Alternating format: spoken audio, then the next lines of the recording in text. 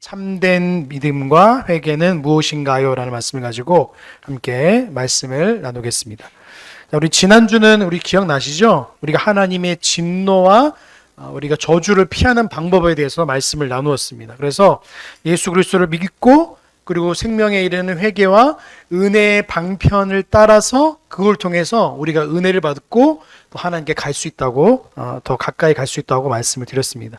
그러면 우리가 예수 그리스도를 믿는 믿음이 뭐고 생명에 이르는 회개가 뭔지를 오늘 말씀을 통해 확인하고자 합니다. 우리 86문 보시면 자, 하나님의 진노와 저주를 피하는 유일한 길이라고 말하고 있어요. 유일한 길이죠. 그게 뭡니까? 바로 85문을 통해서 우리가 말하고 있죠. 타락한 인류가 직면한 가장 처참한 현실, 그러니까 죄로 인해서 마땅히 받아야 할 하나님의 진노와 저주를 선언했어요. 85문에서. 근데 이거 단순한 종교적 이런 경고가 아니라 모든 영혼의 사활이 걸린 실존적 위기인 거예요.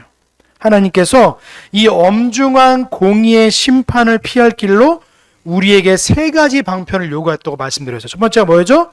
예수님을 믿는 것.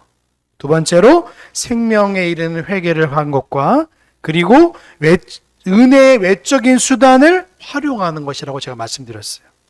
그 중에서도 86문은요. 믿음, 구원의 전략적 요충지죠. 그 뿌리죠.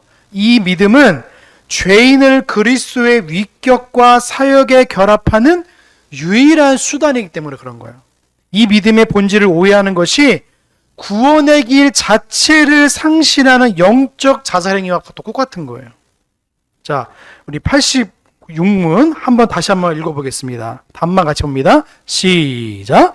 예수 그리스도를 믿는 믿음은 구원의 은혜인데 이 은혜로 말미암아 복음에 제시된 대로 구원을 얻기 위해 우리가 예수를 받아들이고 오직 그분만 의지하는 것입니다. 이렇게 말하고 있어요. 자, 인간의 비참함을 해결하기 위해서 하나님께서 유일한 대안으로 누굴 주셨나요? 예수 그리스도를 주셨어요. 그러나 오늘 유일한 길이요.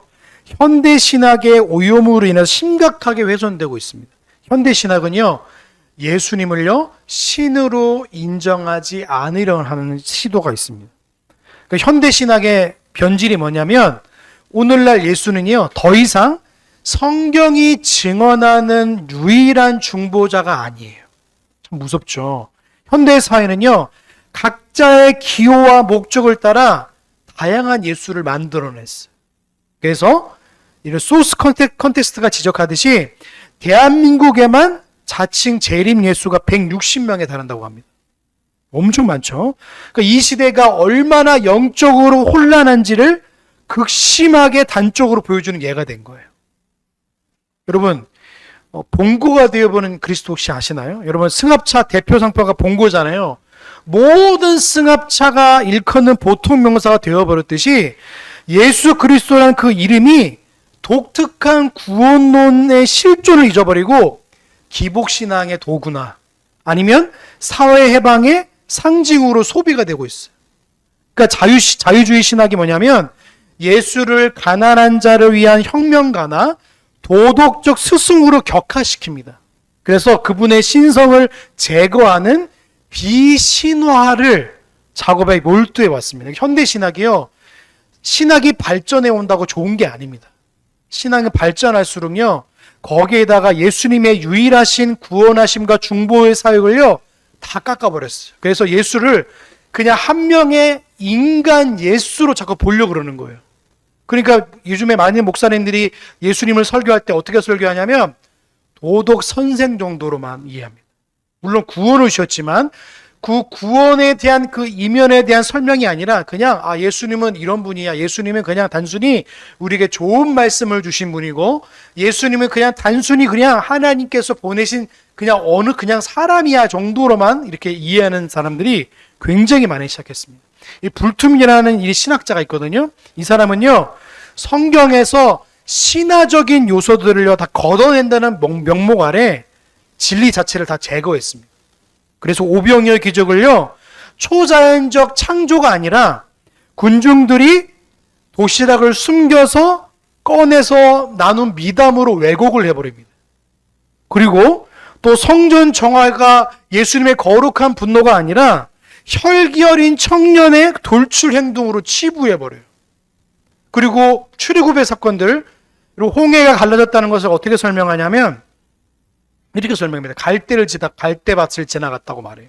그러니까 하나님이 그 놀라운 기적과 이적을 베푸셨는데도 불구하고 그것을 인간이 이해가 되지 않는 것 때문에 사람이 예수를 믿지 않는다. 그러니까 신화적인 요소를 다 제거해버린 거예요. 그러면 여러분 구약을요 더 이상 하나님의 말씀으로 볼 수 없는 거예요. 신약에서도 마찬가지. 신약에서 예수님께서 물을 포도주로 바꾸신 사건도 그렇고 여러 가지 이적의 사건들을 다 제거해서 그냥 인간 예수로만으로 이렇게 보게 되는 거예요. 그러면 우리를 구원하신 신성을 가지신 하나님의 아들 예수가 아니라 그냥 인간 예수로만 바라보게 되는 거예요. 여러분 단수 속의 회복이 뭐냐면요. 이 개혁주의 신학이 뭐냐면 하나님의 속성은 단순성으로 정의돼요. 이게 무슨 말이냐면 하나님의 속성은 서로 섞이거나 나눠지지 않는 것을 의미하는 거예요. 그리스도를 향한 신앙 또한 이 단순성을 회복해야 돼요. 인본주의로 덧칠해져 버린 거죠. 그러니까 성경이 계시하시는 참 하나님이자 참 사람이신 예수 그리스도를 바라봐야 될 줄로 믿습니다. 그래서 성경적 예수님과 자유주의의 비신화의 모델인 예수를요 잘 구분하셔야 돼요. 제가 모델을 잘 비교해 드릴게요. 성경에서 말하고 있는 예수님은요 위격으로는 참 하나님이시며 참 인간이세요. 그래서 신성과 인성의 연합을 의미합니다. 그런데 자유주의 신학에서 예수 그리스도의 위격을 어떻게 의미하면 역사적으로 실존했던 뛰어난 윤리적 인간 정도로만 예수님을 표시합니다. 자, 두 번째로 성경에서 증언한 예수 그리스도께서 사역이 뭐냐면 택자의 죄를 대속하기 위한 유일한 중보자라고 말씀하지만 자유주의 신학에서는요 사회 정의와 해방을 위해 상징적인 투사로 말합니다. 아예 완전히 다른 겁니다. 자, 세 번째로 성경에서 말하고 있는 예수 그리스도가 오병이어를 어떤 걸 말하고 있냐면 창조주의 권능 후 일어난 실제적인 기적이라고 말하지만 이 자유주의 신앙에서는요 어린아이의 헌신의 미덕에 나눔의 미덕을 말합니다. 또 성경에서 말하고 있는 예수 그리스도 성전 정화를 어떻게 말하면 성경에서 말하는 아버지의 집을 정결케 하는 메시아적 권위를 말하지만 이 자현대주의 신학에서 뭐라 말하냐면 제자들에 의한 확대 해석된 우발적 소란으로 해석해버려요. 그러니까 예수님에 대한 사역이 하나님의 아들로서에 대한 우리를 중보하기 위해서 이 땅에 오신 예수님이 아니라 그냥 인간 예수로서 그냥 도덕 선생으로 그냥 기적이 아니라 그냥 많은 사람들을 모아서 좋은 교훈 정도만 여기는 거예요. 그 모델이 어떻게 되냐면 오늘 성경에도 기록돼요. 성경이 어떻게 되냐면 여러분 제가 저번에 말씀드렸잖아요. 예수님의 말씀만 빨갛게 표시된 게 그런 의미예요.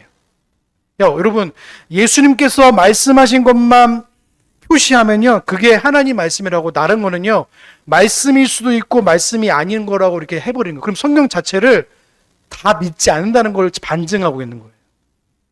또 신앙적 근거를요 성경에서 말하고 있는 예수를 어떻게 하냐면 기록된 말씀의 전본적인 신뢰라고 우리는 믿지만 현대주의 자유주의에게는요 인간 이성에 합당한 수준의 재해석이라고 말해요. 그러니까 오늘날 많은 해석들이 성경을 해석할 때 어떻게 하냐면 여성 안수를 줄 때도 성경을 어떻게 해석하냐면 이거는 그 시대 때 말한 예수님의 말씀이지 지금 시대가 달라졌으니까 오늘날 이 말씀이 이렇게 해석되어야 되라고 성경을요 자기시로 해석해버립니다.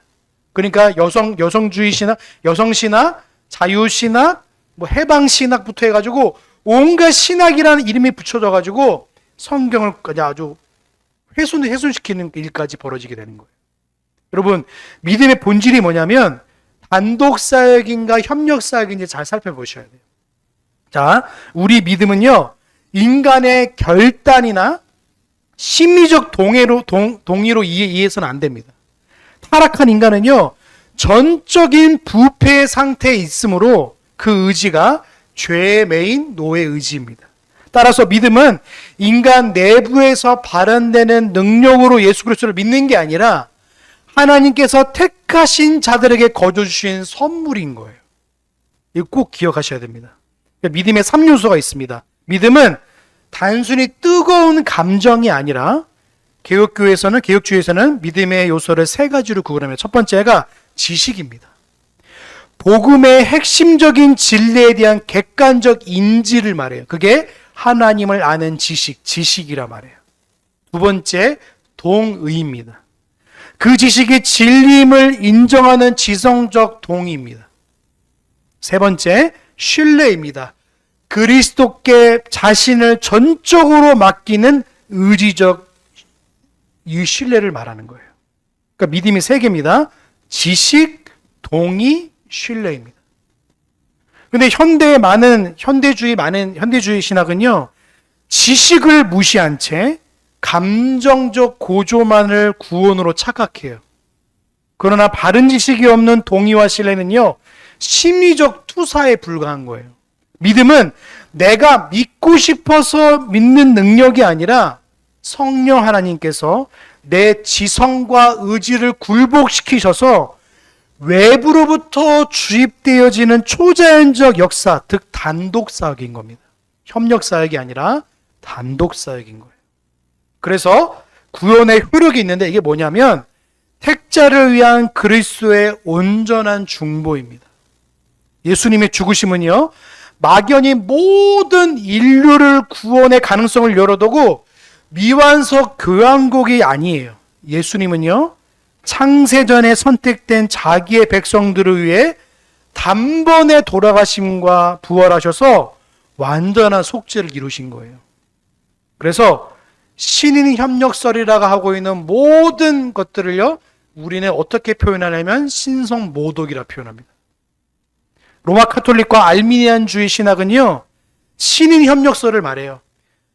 개혁교회 장로교를 제외한 거의 모든 교단들은 이걸 말하면 신인 협력을 말해요. 그래서 예를 들어서 인간의 노력 50, 하나님의 노력 50 해가지고 50 해서 하나님께서 우리의 구원을 이루신다고 믿어요.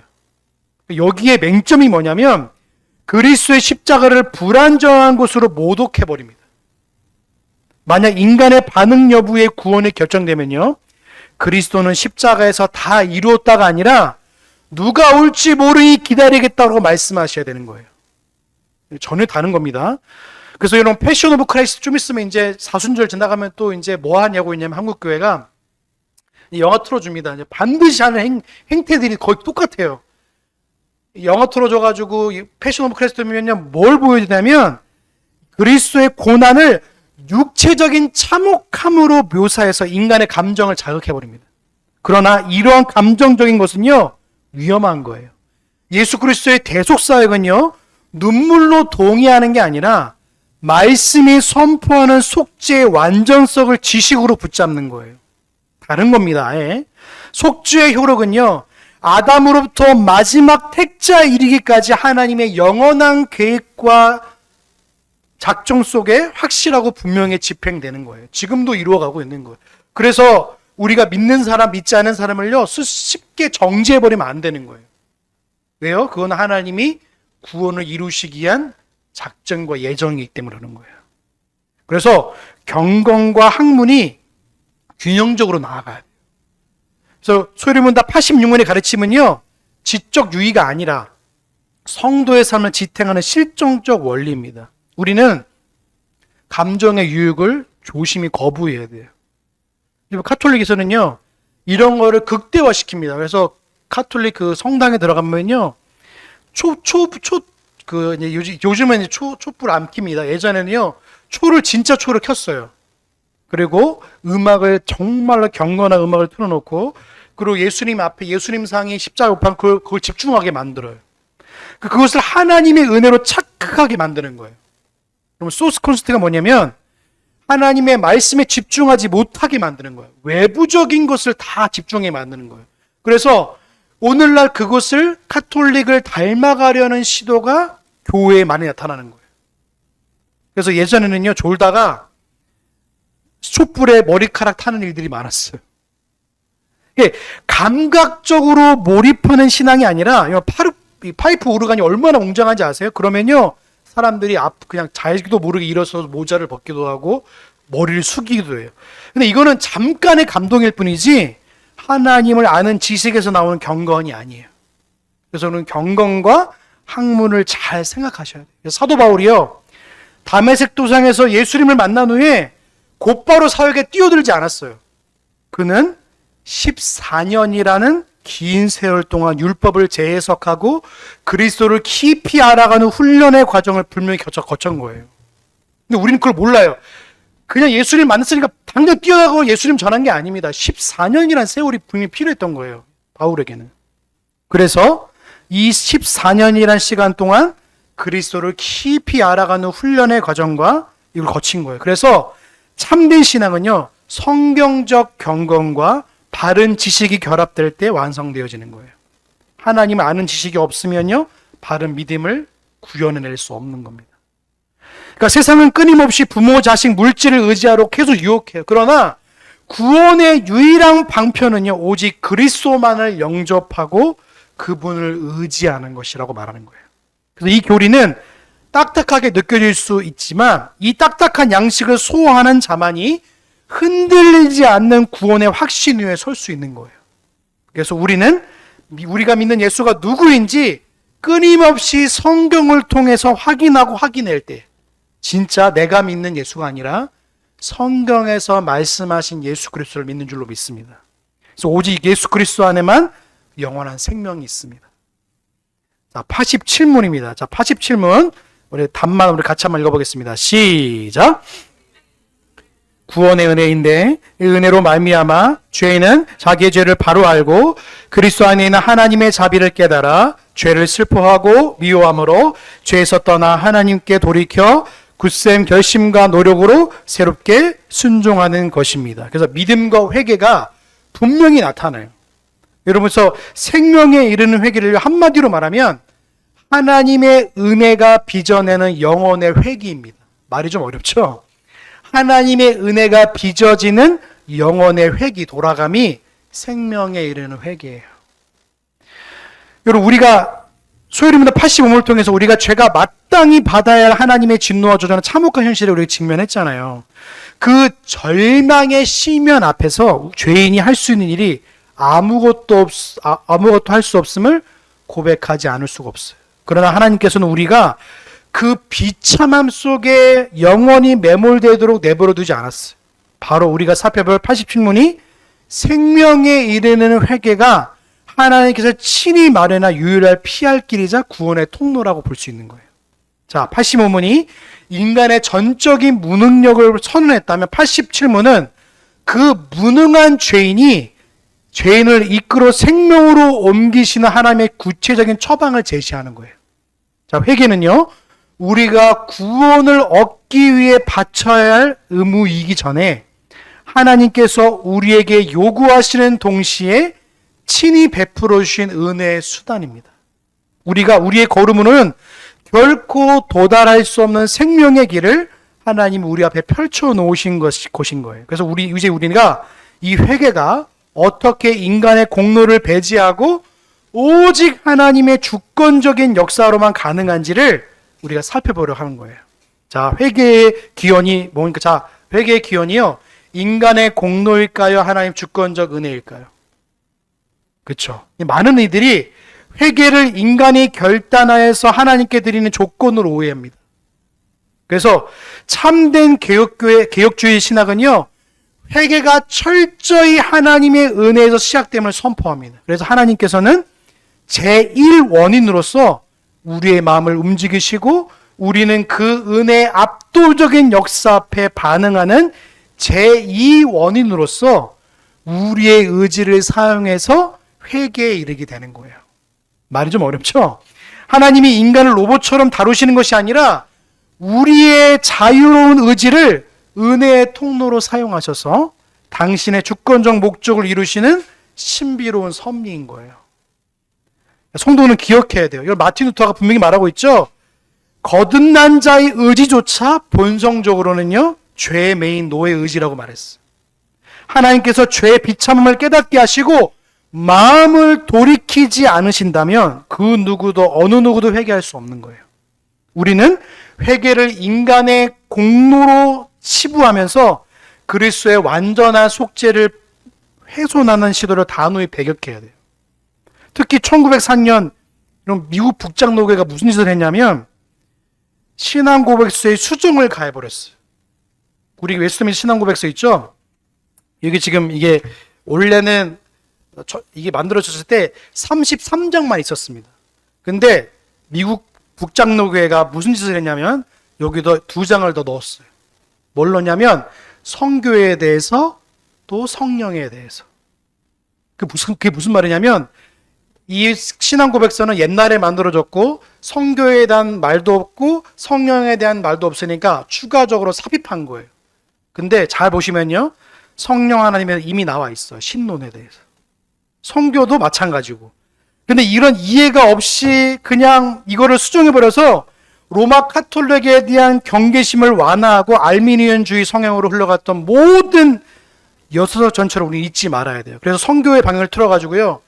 누구나 예수 그리스도를 믿으면 의지적으로 믿으면 구원을 받을 수 있는 식으로 성교에 대해서 그걸 넣었어요. 삽입해버렸어요.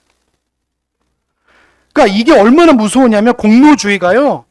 복음의 순전함을 파괴하는 가장 위험적인 독소예요.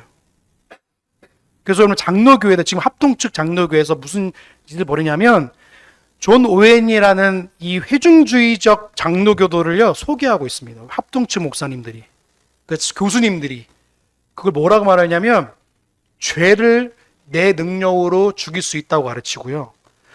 내가 회심을 준비하면 그 준비된 회심을 통해서 하나님이 구원을 베푼다는 식으로 학생들이 가르치고 있어요. 그걸 유식한 말로 회심 준비론이라고 말해요. 그러니까 회심을 내가 준비할 수 있는 거예요. 마른 장작에 마치 뭘 위에다가 뭐 기름을 바르거나 뭐 하면 하나님께서 거기에 더 강력하게 역사할 수 있는 것처럼 말하고 있는 거예요. 이거는 마치 하나님의 전적인 구원을 말하는 것 같지만 실질적으로는요, 인간의 의지를 자연스럽게 눈 녹듯이 살 넣고 있는 거예요. 이거를요, 교수님들이 학생들이 가르치고 있어요. 제가 그거 보면서 얼마나 놀랐는지 몰라요. 아니, 합동측 교회 목사, 그 장자교단이라는 합동측 교회에서 이런 짓을 하고 있다고? 근데 그거를 발제를 하고 있더라고요. 그 많은 사람들이 모여서. 이게 얼마나 무서운지 모르는 거예요. 여러분, 개혁교회와 로마 카톨릭의 회개관을 비교하면요, 분명히 알 수 있습니다. 개혁교회는요, 은혜로서의 회개를 말합니다. 뭐라고요? 은혜로서 회개예요. 회개는 하나님이 택하신 자에게 주신 선물입니다. 성령의 조명이 있어야만 가능한 거예요. 회개는요. 하나님이 인간의 의지를 통로 삼아 역사하시고 모든 주권과 영광은 하나님께 있는 거예요. 그래서 회개는 그리스도로 인해 단번에 이루신 속죄를 신뢰하는 감사의 반응인 거예요. 로마 카톨릭은요, 공로로서의 회개예요. 다르죠? 첫 번째 뭐라고요? 은혜로서의 회개. 근데 로마 카톨릭은 공로로서 회개를 가르쳐요. 아까 제가 말한 것과 똑같은 거예요. 로마 카톨릭이 회심 준비론자들과 같이 맥을 같이 하는 거예요.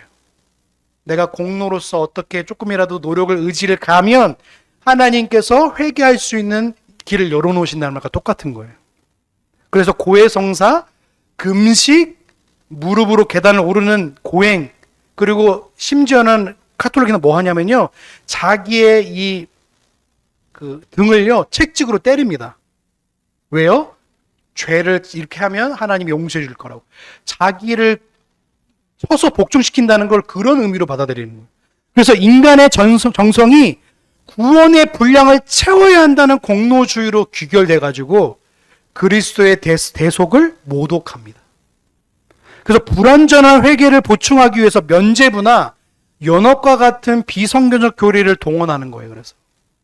그래서 어떤 그 합동측 교회에서 몇 년 전에 어떤 일이 일어났냐면 목사님 말씀에 순종한다고 이제 사람들에게 훈련시키려고 해서 똥을 먹이는 일도 있었어요. 진짜 너무 놀라운 거 아닙니까? 성도들에게 똥을 먹여요, 똥을. 이런 일들이 벌어지는 거예요. 미신화가 이루어지는 거예요, 결국에는. 강단에서 하나님 말씀이 바르게 선포되지 않으면요, 그 미신을 따르게 될 수밖에 없어요.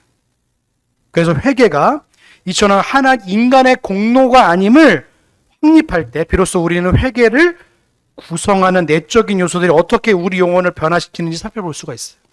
자, 세 번째입니다. 참된 회개의 핵심이 있습니다. 죄에 대한 인식과 하나님의 긍휼입니다. 뭐라고요? 죄에 대한 인식과 하나님의 긍휼. 참된 회개는요, 단순히 후회를 넘어서 전인격적인 변화를 일으킵니다.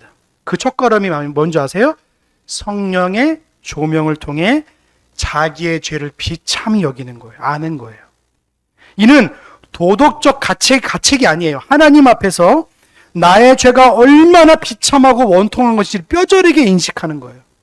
이러한 깨달음은 인간의 자생적인 지성으로는 불가능하고 오직 하나님이 우리의 의지를 사용하셔서 죄의 본질을 보게 하실 때만 가능한 거예요. 근데 죄의 비참함을 알고 멈추면 그건 그냥 절망이죠, 그냥. 근데 진정한 회개는요, 그리스도 안에서 긍휼을 깨닫는 데 완성되어지는 거예요. 심판이 무서워 떠는 공표적 회개가 아닙니다. 생명에 이를 수 없는 거예요. 그래서 오직 우리를 불쌍히 여기시는 하나님의 긍휼, 즉 그리스도의 중보를 신뢰하는 복음적 회개만이 우리를 살리는 거예요. 그래서 여기는 우리가 예수 그리스도가 유일한 구속의 중보자이심을 잊지 말아야 돼요. 일각에서는 헤르만 바빙키라는 사람이 있거든요. 그 네덜란드 신학자인데 그리스도를 창조의 중보자로 부르며 만물 구원론을 가능성을 열어두는 굉장히 위험한 발상인 거예요. 그리스도의 중보는요, 오직 택한 자들을 위한 대속적 죽음 안에서만 그 특별한 효력을 발휘하는 거예요. 그래서 오늘 86문을 알 때 87문이 우리가 이해가 되는 거예요. 아, 예수 그리스도만이 우리의 유일한 구원자이시구나. 그래서 그 앞에 내가 납작 엎드릴 수밖에 없는 거예요. 그래서 그리스도의 중보는 오직 택한 자들을 위한 대속적 죽음 안에서 효력을 가지는 거예요. 그래서 죄에 대한 처절한 인식과 하나님의 자비에 대한 신뢰는요, 우리를 죄에서 미워함으로 돌아서게 하는 의적 역동성으로 이끌어가는 거예요. 네 번째입니다. 회개의 실전적 역동성이 있어요. 이걸 미워함에서 떠나 하나님께로 가는 거예요. 이제 죄를 미워하는 단계를 떠나서 이제 하나님께로 가까이 가는 거예요. 회개는 영혼의 기하학적 회개입니다. 타락의 본질이 하나님께 등을 돌리고 자신을 향해 치닫는 것이라며 회개는요, 그 죽음의 행보를 멈추고 다시 하나님께 방향을 전환하는 거예요. 그래서 죄에서 떠나 하나님께 돌아가는 이 과정은요, 인간의 맹목적인 결심과 의지가 아니라 우리 안에서 내주하시는 성령 하나님께 주시는 든든한 결심과 순종으로만 이루어지는 거예요. 여기에서 한 가지 중요한 경계를 놓치지 말을 게 뭐냐면, 죄를 죽이는 것에서도 지나치게 몰두하면요, 교회 분위기를 어둡고 침울하게 가져갈 수도 있어요. 그래서 이 극단적인 청교들은요, 이렇게 몰아가요. 그러니까 죄를 미워하는 것은 마땅하지만 그것이 그리스도 안에 누리는 기쁨을 압도해서는 안 되는 거예요. 회개는요, 어두운 감옥에 갇히는 과정이 아니라 하나님을 미워하시는 것을 나도 미워하고 하나님이 사랑하는 것을 나도 사랑해놓은 사랑의 회복인 거예요. 그래서 우리는 로봇이 아니기 때문에 때론 넘어질 수 있죠. 때론 실수할 수도 있죠. 근데 이 성령 하나님의 역사 속에서 하나님께서는요, 돌아가는 역동적인 순종을 기쁨으로 감당할 수 있는 거예요. 이 모든 회개의 과정은요, 결국 우리를 생명과 구원으로 인도하시는 하나님의 가장 안전하고도 특별한 선물임을 기억하며 가는 거예요. 자, 결론입니다. 구원을 얻는 은혜로서 회개와 성도의 기쁨이 있는 거예요. 그래서 소유문답이 정의하는 회개는요, 단순히 종교적 행위가 아니라 생명에 이르는 것이고 구원을 얻는 은혜인 거예요. 회개 자체가 구원의 원인이 아닙니다. 뜻이 아닙니다. 하나님께서 그리스도를 통해 주시는 구원의 유익을 우리의 삶에 실제적으로 적용시키는 필연적인 통로라는 의미인 거예요. 마틴 루터처럼 표현대로 죄인인 동시에 고쳐져가는 의인인 거예요. 그래서 그러니까 죽는 날까지 죄의 본성을 완전히 벗어날 수 없는 연약한 존재이기 때문에 우리는 날마다 회개의 자리로 나아갈 수밖에 없는 거예요. 그러나 이 반복되는 회개는 우리를 정지하는 사슬이 아니라 오히려 하나님의 긍휼을 매일 새롭게 경험하는 은혜의 통로가 되는 거예요.